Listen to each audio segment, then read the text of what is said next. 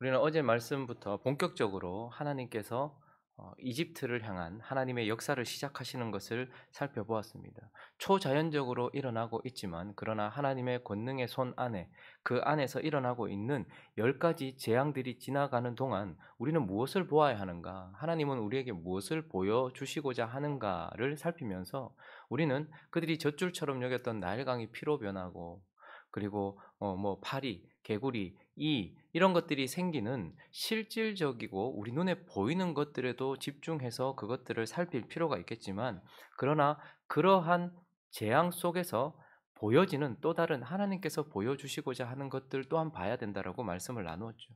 그래서 이 10가지 재앙이 지나는 동안 그 속에서도 끝까지 완악한 사람의 악함, 하나님 없는 인생들의 악함, 그리고 그 가운데서도 무능하면서도 아무것도 할 수 없음에도 불구하고 그냥 끝까지 하나님의 백성들을 보내려고 하지 않은 사단의 완고함과 악함. 그러나 그 속에서 우리는 하나님의 영광, 하나님께서 그의 손가락으로, 그의 권능의 손가락으로 섬세하게 이 모든 10가지 재앙들이 마구잡이로 쏟아지는 것이 아니라 하나님의 의도대로 하나님이 말씀하시는 대로 그렇게 통치하심 가운데서 하나님이 악과 그리고 우상을 향하여서 하나님이 지금 심판을 하고 계신다는 것과 그러나 하나님의 백성들을 구별하셔서 하나님이 그 가운데 하나님의 백성들을 구원해내고 있는 이 하나님의 영광도 바라봐야 한다라고 말씀을 나누었습니다. 계속해서 이 재앙이 오늘 본문은 5번째, 6번째로 이어지고 있는데요. 이 10가지 재앙들이 이어지는 동안 또 우리가 주목해 봐야 될 어떤 영역들이 있습니다. 오늘 본문을 통해서 우리는 또 다른 것에 주목해 보게 되는데 우리가 살펴봐야 될 첫 번째 어떤 주제 그리고 또 우리가 바라봐야 될 것은 바로 지금 심판받고 있는 이 땅이 무너져 있다라는 것입니다. 무너진 질서. 우리는 이것을 보게 됩니다. 오늘 9장 1절과 2절 말씀을 한번 읽어 볼까요? 자, 1절 말씀, 2절 말씀 시작. 여호와께서 모세에게 이르시되 바로에게 들어가서 그에게 이르라 히브리 사람의 하나님 여호와께서 말씀하시기를 내 백성을 보내라 그들이 나를 섬길 것이니라 네가 만일 보내기를 거절하고 억지로 잡아두면 자, 하나님께서 지금 또 말씀하십니다. 같은 말씀을 반복하십니다. 내 백성을 보내라 그들이 나를 섬길 것이다 라고 말씀하셨고 만일 거절한다면 이제 5번째 재앙이 일어나게 될 텐데 지금 이제 하나님께서 이런 자기 백성을 보내지 않고 있는 이집트 바로를 향하여서 내리고 있는 재앙의 방향 그것이 무엇인가? 오늘 3절을 보시면 읽어볼까요? 시작.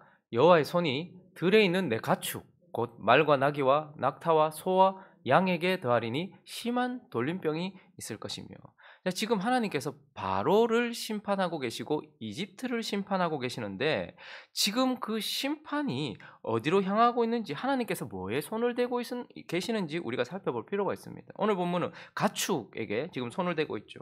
그 이전부터 우리는 쭉 살펴보면 하나님께서 그들이 생명처럼 여겼던 나일 강에 손을 먼저 대셨습니다. 그리고요. 부활의 상징이기도 하고 다산의 상징이기도 했던 나일강에서 그 나일강을 더 아름답게 해줬을 개굴개굴 소리를 내면서 거기 있었을 개구리가 그들의 삶에 피폐하게 만드는 원인이 되기도 했죠. 하나님이 개구리를 건드리셨습니다. 그리고 그들이 모래바람 신이라고 땅을 주관하는 신이라고 여겨졌던 세트 땅을 하나님께서 치십니다. 강을 치시고 개구리를 올려보내시고 땅을 치시고 이를 올려보내시고 파리가 그곳에서 오게 합니다. 그리고 또 하나님께서 오늘 이 본문 말씀에서 가축에 특별히 그들이 소중하게 생각하는 소에 손을 대고 있다라는 것을 보게 됩니다. 이 모든 것들이 사실 무엇입니까? 이 모든 것들은 피조 세계이며 세상 사람들은 이걸 자연이라고 부릅니다. 스스로 있다라고 하지만 우리는 이걸 하나님께서 만드셔서 피조 세계, 강과 땅 이런 것들은 피조 세계며 그리고 개구리, 파리 이런 것들은 피조물입니다. 그래서 하나님께서 지금 손을 대고 있는 것은 하나님께서 만드신 피조 세계와 피조물이며 동시에 사람 아래 있어야 하는 것들이란 말입니다. 그런데 우리가 지금 심판하시는 이 순간, 이 장면 속에서 이러한 사람 아래에 있어야 할 피조물과 피조 세계가 어디에 있다는 것을 보게 됩니까? 사람 위에 있다라는 것을 보게 됩니다. 그들이 다스리고 그들이 위에 군림해야 될 피조 세계를 섬기고 있고 그리고 피조물들을 자기 위에 두고 있는 무너진 질서를 우리는 보고 있는 것입니다. 그러나 더 심각한 것은 무엇입니까? 이 모든 것들이 사람 위에 있으면서 동시에 이것들은 나일 강으로 불려지지 않았습니다. 개구리라고 불려지지 않았습니다. 이것은 사람들 아래에 있어야 될 피조 세계며 피조물임에도 불구하고 사람 위에 있으면서 이제 그 위에서 단순히 강이라고 불리지 않고 오리시스라고 불려졌고 누라고 불려졌고 히피라고 불려지면서 그것은 신의 자리, 신의 영역 속에 더 높이 올라가 있다라는 것을 보게 됩니다. 개구리는 헤케트라는 신의 이름을 가지고 있었고 땅은 세트라는 신의 이름을 가지고 있었습니다. 그리고 오늘 특별히 본문 말씀에 가축 중에 그들이 가장 소중하게 생각했던 것 중에 하나는 소입니다. 그것은 힘의 상징이기도 했고 죽은 사람을 영원한 생명의 길로 인도하는 인도자라고도 여겨졌던 아피스라는 신의 이름을 가지고 있었습니다. 자, 그러니까 지금 우리는 하나님께서 심판하시고 있는 순간 이 심판하는 세상이 어떤 모양인지 그 모든 질서들, 하나님께서 만들어 놓으신 질서들이 완전히 뒤집혀 있는 참으로 희한한 모습을 보게 되는 것입니다. 심판받을 때에야 우리는 그것을 주목하게 되고, 사람 아래에 있어야 될 것이 사람 위에 있고 하나님 자리에까지 올라가 있는 이 희한한 모습을 보게 되는 것입니다. 왜 그런 것들이 신의 자리까지 올라갔습니까?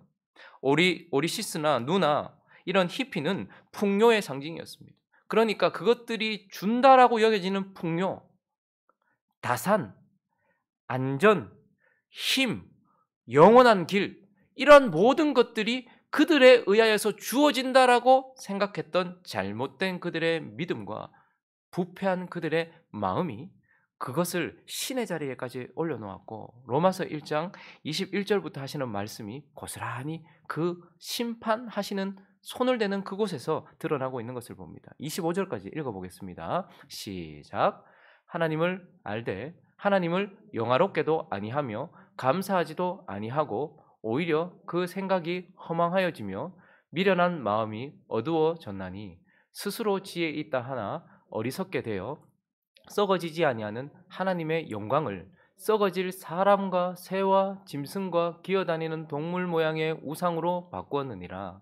그러므로 하나님께서 그들을 마음의 정욕대로 더러움에 내버려 두사 그들의 몸을 서로 욕되게 하게 하셨으니 이는 그들이 하나님의 진리를 거짓 것으로 바꾸어 피조물을 조물주보다 더 경배하고 섬김이라. 주는 곧 영원히 찬송할 이시로다. 아멘. 피조물, 하나님께서 피조 세계와 피조물을 두신 이유는 복음을 듣지 못했다 할지라도 아무도 핑계할 수 없도록 하나님이 계셨다라는 것과 하나님이 통치하신다라는 것을 증명하는 증명이었습니다. 확실한 증거였습니다. 그래서 그들은 핑계할 수 없는 하나님의 계시는 증거책인 자연과 피조 세계와 피조물을 보면서 오히려 그것을 조물주의 자리로 올려놓은 그들의 악함이 드러나고 있고 참으로 무너진 질서를 우리는 보게 되는 것입니다. 자, 그래서 우리는 이 심판이 이어지는 동안 무너진 질서를 향한 하나님의 심판이 지금 이루어지고 있다는 것을 보게 되죠. 그러면서 동시에 우리가 살펴봐야 할 두 번째 교훈은 무엇이냐면 이 심판이 이 무너진 질서를 회복하고 있다라는 것입니다. 그래서 회복된 질서를 우리는 심판이 일어나는 그 순간 보게 됩니다. 여러분, 하나님께서 심판하시는 세상에 그리고 그 순간에 주목할 볼 필요가 있어요. 그러나 하나님께서 그렇게 손을 대시고 일하시는 순간, 그 순간을 우리가 한번 포착해 볼 필요가 있습니다. 7장부터 시작된 본격적인 하나님의 이 역사가 먼저는 하나님께서 나일강을 치시기 전에 경고조로 이 지팡이를 뱀으로 만드시는 사건이 있죠. 자, 그런데 그쪽으로 한번 가보죠. 출애굽기 7장 가보시면요. 8절을 한번 읽어볼까요? 8절과 9절 말씀을 읽어보겠습니다. 시작. 여호와께서 모세와 아론에게 말씀하여 이르시되 바로가 너희에게 이르기를 너희는 이적을 보이라 하거든 너는 아론에게 말하기를 너희 지팡이를 들어서 바로 앞에 던지라 하라. 그것이 뱀이 되리라. 하나님께서 역사를 시작하시는 그 순간, 경고하시는 뱀을 만드는 순간부터 우리는 무엇을 보게 되냐면 그 순간에 하나님이 거기 먼저 계시고 거기 위에 계시면서 하나님이 말씀하고 있는 것을 보게 됩니다. 그러니까 지금까지는 그들은 피조 세계와 피조물을 섬기고 있었고 그리고 그것들이 신의 자리에 있었어요. 그런데 하나님께서 이 무너진 질서 가운데 역사하시기 시작하는 순간 하나님이 먼저 거기 계시고 하나님이 위에 거기 계신다라는 것을 우리는 보게 됩니다. 7장 19절도 보시면요. 이제 첫 번째 하나님께서 나일강을 치실 때에 19절을 보시면 여호와께서 또 모세에게 이르시되, 그러니까 모든 일들의 역사가 어디서부터 시작되는 거예요? 무너진 그 질서 속에 하나님이 거기 먼저 계시고 하나님이 그 위에 계시면서 먼저 모세에게 말씀하세요. 모세에게 말씀하시고 아론에게 말씀하시고 난 이후에 피조 세계의 역사들이 일어나고 있는 것을 보게 됩니다. 두 번째 재앙이 일어나는 8장으로 넘어가 보셔도 8장 5절에 보아도 갑자기 개구리가 나일강이 피로 물들어 버렸으니까 개구리들이 이상 기온이나 이상 때문에 일어나는 것이 아니라 또 8장 5절도 보면 여호와께서 모세에게 이르시되, 그곳에 먼저 하나님이 먼저 계시고 위에 계시면서 말씀하신다라는 말입니다. 그리고 또 이어지는 재앙 속에 8장 16절도 보십시오. 여호와께서 모세에게 이르시되, 동일한 패턴이 무너진 질서 속에 하나님이 자신의 자리를 찾고 있다라는 것을 보게 됩니다. 그분은 위에 계시고 먼저 계신다라는 이 무너진 질서 속에 자신의 자리를, 자신의 위치를, 자신의 그 보좌를 지금 확실하게 보여주고 계신다라는 것을 우리는 보게 됩니다. 그곳에서 하나님은 그분의 질서를 회복하시는 것입니다. 자, 그런데 하나님만 자기 위치를 찾으십니까? 하나님께서 만들어 놓으신 질서는 무엇입니까? 하나님이 위에 계시는 것입니다. 그리고 먼저 계시는 것입니다. 그리고요, 하나님이 역사가 일어나기 전 하나님이 먼저 위에 계시고 그분의 말씀이 먼저 있지만 또다시 반복되는 패턴이 있는데, 반드시 피조물들, 피조 세계의 역사하기 전에 모세와 아론이 있다라는 것 또한 보게 됩니다. 자, 하나님께서 먼저 계시고 위에 계십니다. 그리고 7장 10절로 다시 한번 돌아가 보시면 읽어볼까요? 시작. 모세와 아론이 바로에게 가서 여호와께서 명령하신 대로 행하여. 무엇이 보이십니까? 먼저 하나님이 계시고 위에 하나님이 계시는 질서가 회복되었어요. 그런데 하나님이 그렇게 곧바로 피조 세계에 피조물에 역사하시는 것이 아니라 그 위에, 하나님 아래, 그리고 피조물 위에 누구를 두십니까? 모세와 아론을 두세요. 그래서 반드시 모세와 아론이 여호와 먼저 계시고 위에 계신 여호와의 명령대로 행할 때에 지팡이가 뱀이 되는 것을 보게 되는 것입니다. 20절도 가보시면요, 하나님이 나일강을 피로 물들이시겠다라고 하나님이 먼저 계시고 위에 계십니다. 그때에 모세와 아론이 여호와께서 명령하신 대로 어떻게 해요? 행하여 바로와 그의 신하의 목전에서 지팡이를 어떻게 해요? 들어. 여러분, 지팡이 들은 게 도대체 뭡니까? 수없이 지팡이를 들었을 것입니다.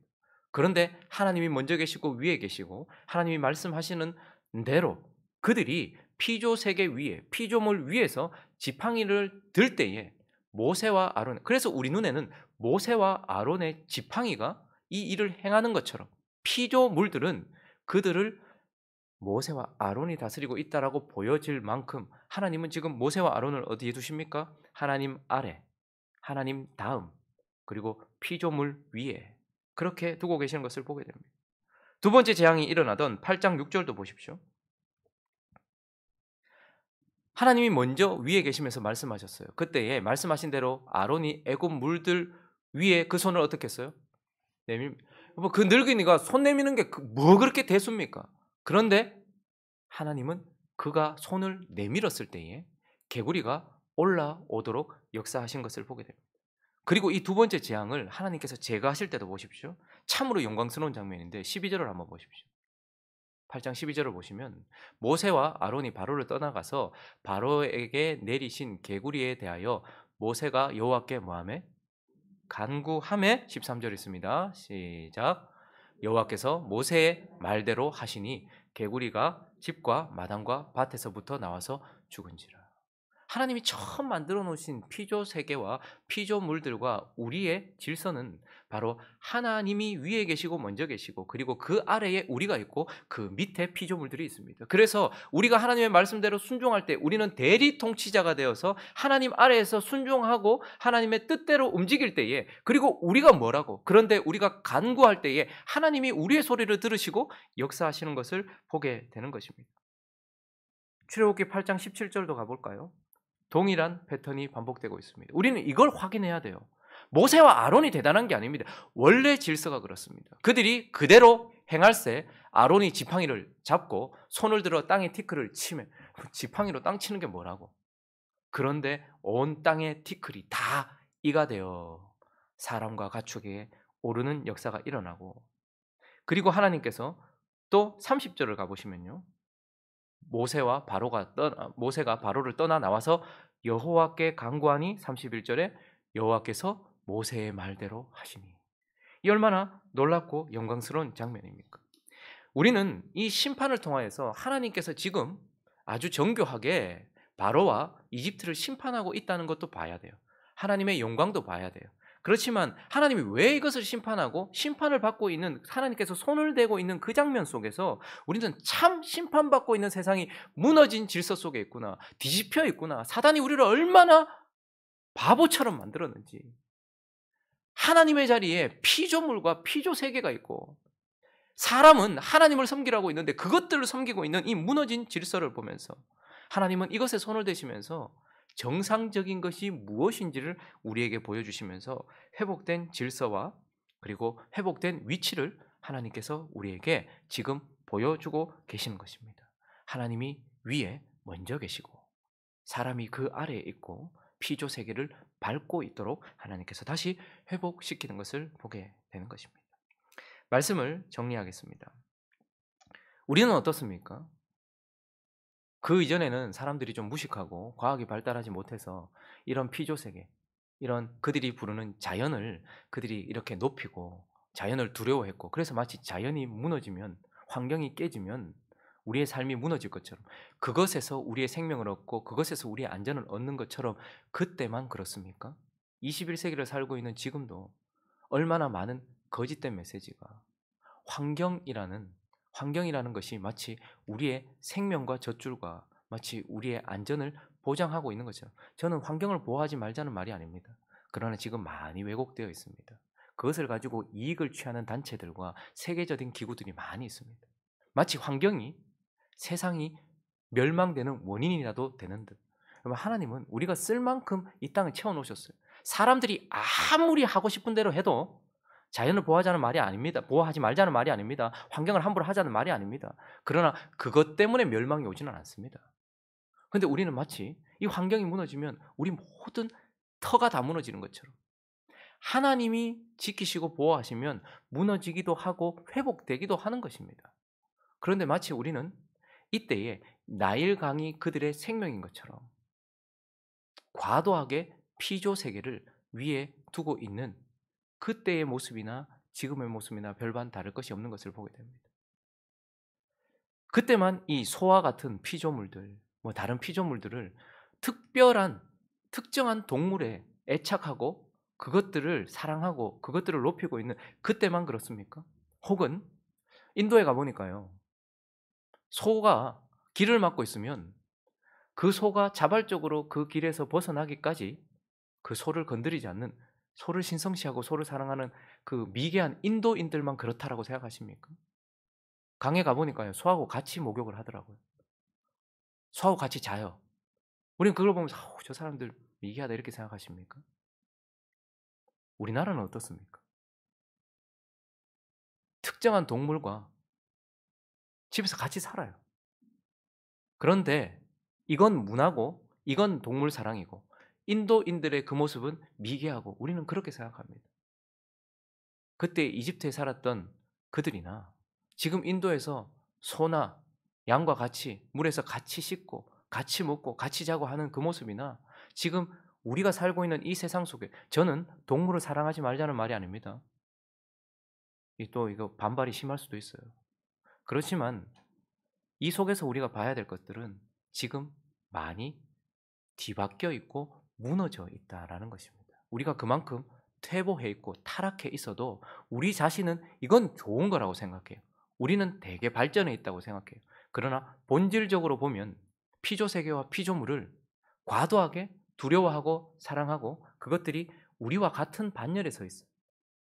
그리고 그것들이 우리 위에 있고 마치 그것들이 우리에게 위로도 주고 내 인생 끝까지 나와 함께 할 것처럼, 사람이 죽은 것보다 더 슬퍼하고 사람이 죽은 무덤보다 더 돈을 들이고 공을 들여서 그렇게 하고 있는 이 모습이, 그건 단순한 사랑이 아닙니다. 우리는 이집트 사람들이 소를 그렇게 사랑했던 걸 보면서 아유 우상 숭배, 인도 사람들이 소를 그렇게 사랑하는 걸 보면서 아유 저 미개한 것, 그러나 우리도 동일한 본질의 잘못된 질서 속에 있다는 것을 깨달을 필요가 있는 것입니다. 회복이란 하나님이 심판하시는 그 순간, 왜 하나님께서 자꾸 우리의 먹거리를 치시고 우리의 가축들을 치시고 또한 우리의 피조 세계를 치실까요? 이건 그것들이 우리가 보호하지 않았고 우리가 사랑하지 않았기 때문이 아니라 그것들이 우리 위에 있기 때문이기도 합니다. 그래서 심판받는 이 순간 하나님은 우리를 심판하시기도 하지만 지금도 보십시오. 그들을 향해서 오던 심판이 먼저는 우리를 둘러싸고 있는 피조 세계와 우리 옆에 우리 위에 있는 피조물들을 향해서 심판이 이루어지고 있는 것을 보면서 우리에게 정신을 차리라고 하는 거예요. 제대로 된 질서를 가지라고 하는 것이죠. 우리도 회복된 질서 속으로 나가야 된다는 것을 기억하면서 하나님이 단순히 이 땅을 심판하고만 계시는 것이 아니라 무너진 질서 속에 있는 이 세상을 바라보라고 말씀하시고 무엇이 실제인지를 바라보라고 말씀하시는 이 말씀 앞에 서서 하나님의 회복된 질서 가운데 살아가는 저와 여러분, 그래서 하나님 아래 저희가 있어야 됩니다. 반드시 우리는 하나님 아래에 있어야 됩니다. 하나님 옆도 아닙니다. 아래에 있어야 됩니다. 그리고요, 피조 세계 위에 있어야 됩니다. 피조물 위에 있어야 됩니다. 옆이 아닙니다. 하나님이 말씀하시는 대로 그 위치를 지키며 그 질서 가운데서 살아가는 저와 여러분 되시기를 예수 그리스도의 이름으로 축원합니다.